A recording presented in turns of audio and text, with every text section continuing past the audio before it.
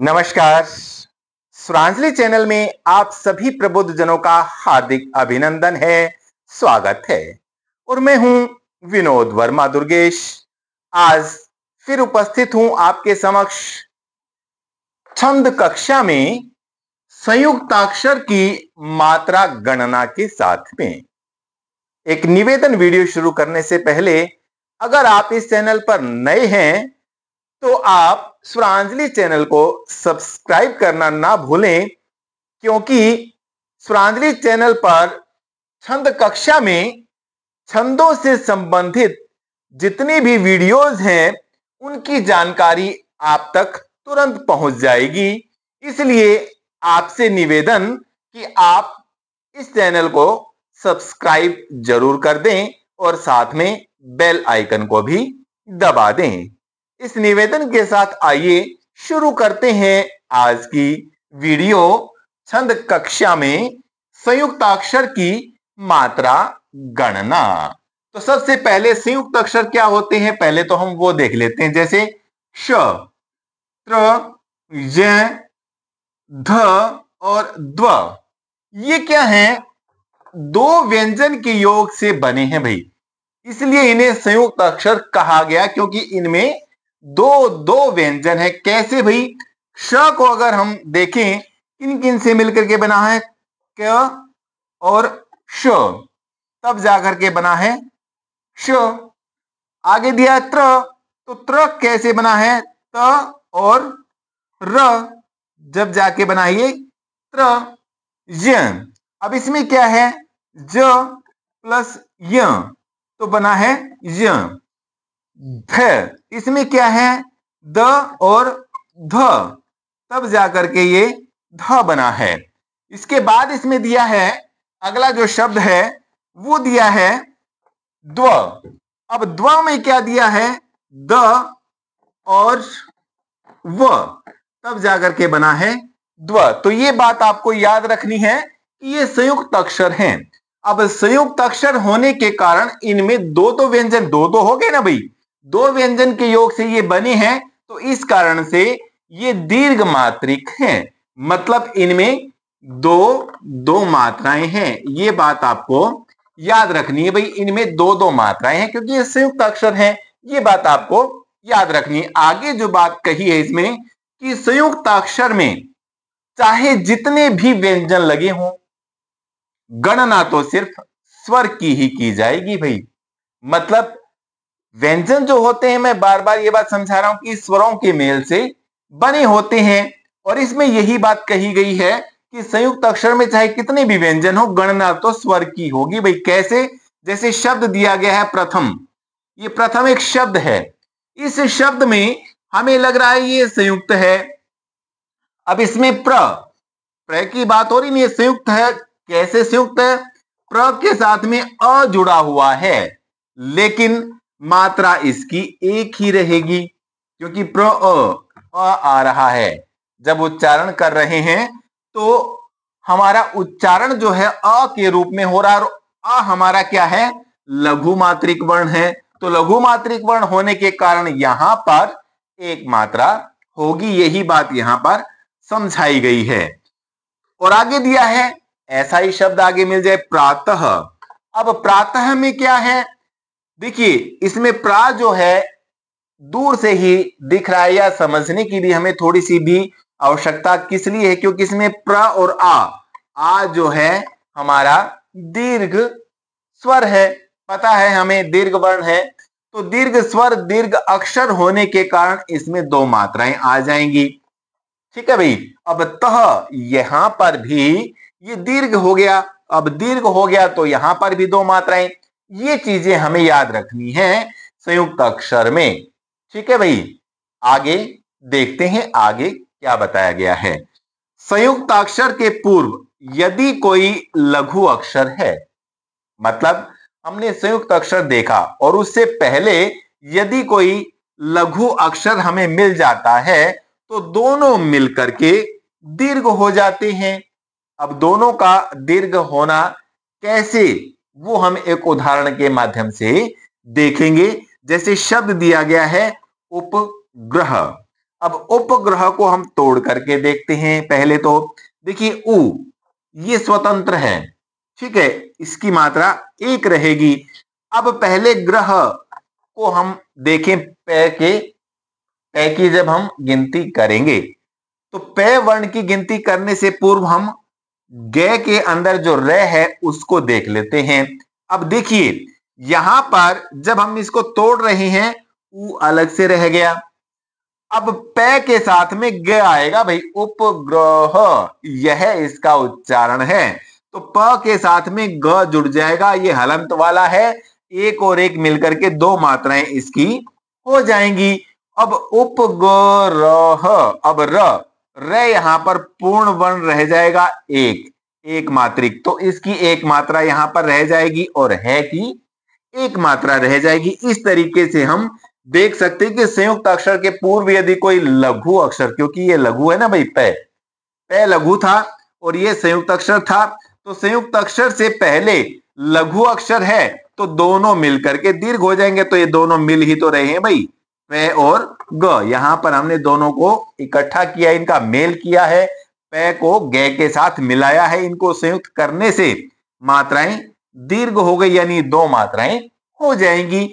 यही बात यहां पर समझाई गई है। इसको आप नोट कर लें, समझ लें अच्छे से कि कैसे पूर्व यदि कोई लघु अक्षर है किससे, संयुक्त अक्षर से, वो कैसे मिलकर के दीर्घ बन रहे हैं। ठीक है, अभी और भी ऐसे बहुत सारे उदाहरण हैं, देखिए कैसे। जैसे शब्द है पत्र। अब पत्र को तोड़ के देखिए, देखिए यहां पर संयुक्त अक्षर है त्र। अभी ऊपर मैंने समझाया था ना, क्ष, त्र, य, ध और द्वा, ये समझाए थे। अब उसी तरीके से हमें इन्हें समझना है भाई। पत्र में करना क्या है, इनको तोड़ना है। जो त्र है इसमें जो जो दो संयुक्त अक्षर हैं पहले उन्हें देखना है, कौन कौन से हैं। मैंने पीछे समझाया था त और र, लेकिन प जो है इसके साथ में त को हम संयुक्त करेंगे। पत, तय हलंत रहेगा, मात्राएं दो हो जाएंगी और रे अकेला रह जाएगा। तो दो और एक, तीन मात्राएं ऐसे हो जाएंगी। मतलब संयुक्त अक्षर के पूर्व लघु हमें यहां पर मिल रहा है, अक्षर लघु मिल रहा है, तो दोनों मिलकर के यहां पर पत जो है मिलकर के संयुक्त हो जाएगा, रे अकेला रह जाएगा। ऐसे ही वक्र में है भाई, वक्र में भी वक जो है इस तरीके से हम दोनों को लिख करके उन्हें संयुक्त कर देंगे। वक जो है इसमें दो मात्राएं हो जाएंगी और रे में एक मात्रा, कुल तीन मात्राएं हो जाएंगी। ये चीज आपको समझ में आ जानी चाहिए, कैसे हम शब्दों को तोड़ रहे हैं। मतलब कोई भी शब्द था उसमें हम अक्षरों को संयुक्त को कैसे अलग अलग करके लिख रहे हैं और फिर उनकी मात्रा गणना कैसे की जा रही है, ये आपको समझना है।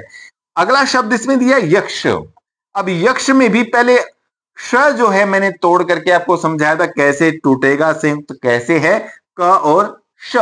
तो इसमें भी बिल्कुल वैसा ही है, यक यहां पर आ जाएगा, मात्राएं दो हो जाएंगी इसकी और श अलग रह जाएगा, तो उसकी मात्रा एक रह जाएगी। तो ये संयुक्त हो गया। अब संयुक्त होने से यहां पर ये अकेला रह गया, मात्राएं तीन हो गई। समझ आ रहा है भाई जो समझा रहा हूं। ऐसे ही कक्ष में है भाई, कक्ष में भी क्या है, क और क जुड़ेगा, क्योंकि हमने श को तोड़ा, तोड़ करके देखा कि क और श से श बनता है। तो कक को हमने यहां लिखा तो मात्राएं दो हो गई और श को अलग छोड़ दिया, उसकी मात्रा एक हो गई, कुल तीन मात्राएं। समझ आ रहा है, आ रहा है ना भाई, वेरी गुड। आगे देखिए, शब्द है शुद्ध।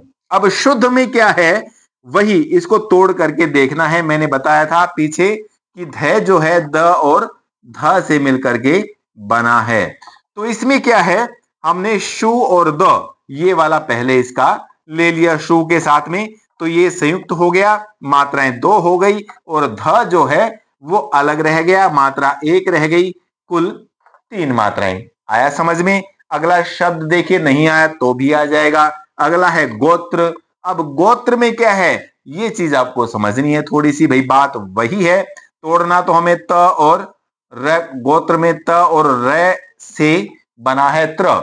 अब गो जो है पहले से ही दीर्घ है, उसको अगर हमने इस तरीके से लिख भी दिया गोत, और र मात्रा तो दो ही रहेंगी भाई, दीर्घ तो पहले से ही है और ये भी मिल गया तो भी ये दीर्घ हो गया, मतलब संयुक्त तो होने के बाद भी ये दीर्घ है तो भी मात्राएं दो रहेंगी और र की एक मात्रा, कुल तीन मात्राएं।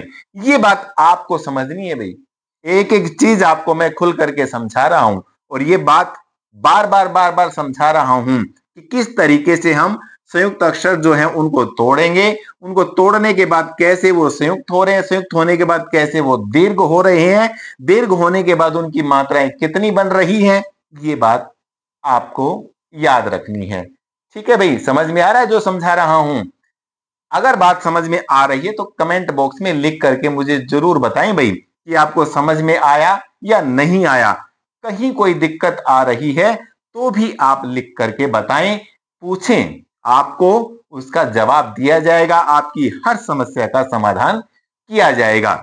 अगली बात है कि पूर्व कोई व्यंजन जुड़कर संयुक्त अक्षर बनाए तो प्रायः उसका पूर्ववर्ती लघु वर्ण दीर्घ नहीं होता। भाई ये एक विशेष बात आई है आपके सामने, इसको लिख लो अच्छे से, डायरी में नोट कर लो। जो बात मैं समझा रहा हूं ये बात बहुत महत्वपूर्ण है। जब आप मात्राओं की गणना करना सीख रहे हैं तो आपको करना क्या है, हाँ है जो हमारा व्यंजन है उसके पूर्व है से पहले, मतलब ये है इससे पहले यहां पर अगर कोई व्यंजन जुड़ करके संयुक्त अक्षर बनाने का प्रयास कर रहा है तो प्रायः इससे पूर्व, देखिए आधे से पूर्व कोई भी मान लो यहां पर लघु वर्ण है तो दीर्घ नहीं होगा भाई वो जुड़ करके किसी भी सूरत में।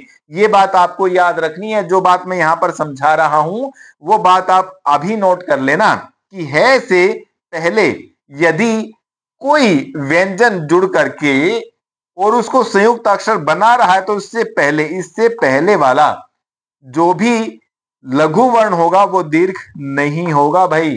कैसे, उदाहरण से आपको समझ में आएगा जो बात मैं समझाना चाह रहा हूं।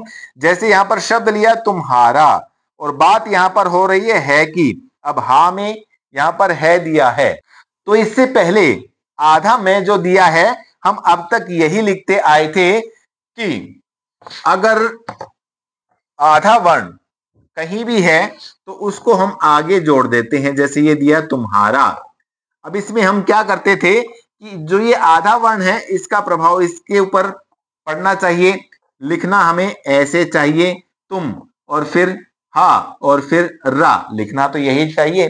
जो अभी तक के नियम हैं, जो हमने पढ़े हैं, जो हमने सीखा है उनके अनुरूप तो ऐसा होना चाहिए था, परंतु यहां पर ये नियम लागू नहीं होगा क्योंकि इसने कहा है यहां पर, जो बात यहां पर थी ना, है कि पूर्व कोई व्यंजन जुड़ करके संयुक्त बना रहा है तो उसका पूर्ववर्ती, मतलब इसका पूर्ववर्ती ये है पूर्ववर्ती, ठीक है ना, तो इसका पूर्ववर्ती किसी भी सूरत में क्या होगा, वो दीर्घ नहीं होगा, वो लघु ही रहेगा। तो यहां पर तू जो है वो सिर्फ और सिर्फ एक मात्रा के रूप में गिना जाएगा, ये बात यहां पर समझाई गई है। तो तू की मात्रा यहां पर एक रहेगी, ये बात याद रखिए आप। कैसे, ये हमने तू लिया क्योंकि इसके बाद ये था और फिर ये था, अब ये दीर्घ है, ये दीर्घ है, ये लघु है तो ये इसके साथ ही जुड़ जाएगा। तुम हा जो है वो दीर्घ है, ये भी दीर्घ है, ये लघु, तो ऐसे हम इसे गिनेंगे क्योंकि यहां पर ये बात पहले से ही स्पष्ट कर दी है से पहले कोई व्यंजन अगर संयुक्त अक्षर बना रहा है तो उसका पूर्ववर्ती लघु वर्ण दीर्घ नहीं होगा। ये बात आपको यहां समझ में आ जानी चाहिए, नहीं आई तो दूसरा उदाहरण देखिए। अगला शब्द है कन्हाई। अब कन्हाई में भी क्या है दिया हुआ है और है से पहले आधा वर्ण है, आधा वर्ण है तो लगना ये चाहिए कि यहां पर कन होना चाहिए था और हा और ई ऐसा होना चाहिए था, लेकिन ऐसा होगा नहीं क्योंकि है दिया हुआ है और है से पहले का जो भी वर्ण होगा उसका पूर्ववर्ती दीर्घ नहीं होगा, ये बात आपको याद रखनी है। तो इसमें हमें करना क्या है, इस तरीके से इसको देखना है, क न और ई कन्हाई, ऐसे हम इसकी मात्रा को गिनेंगे। तो ये बात आपको समझ में आ जानी चाहिए। आज की कक्षा में हमने संयुक्त अक्षरों की मात्रा गणना सीखी। ये वीडियो आपको कैसी लगी? क्या आपको संयुक्त अक्षर की मात्रा गणना समझ में आ गई?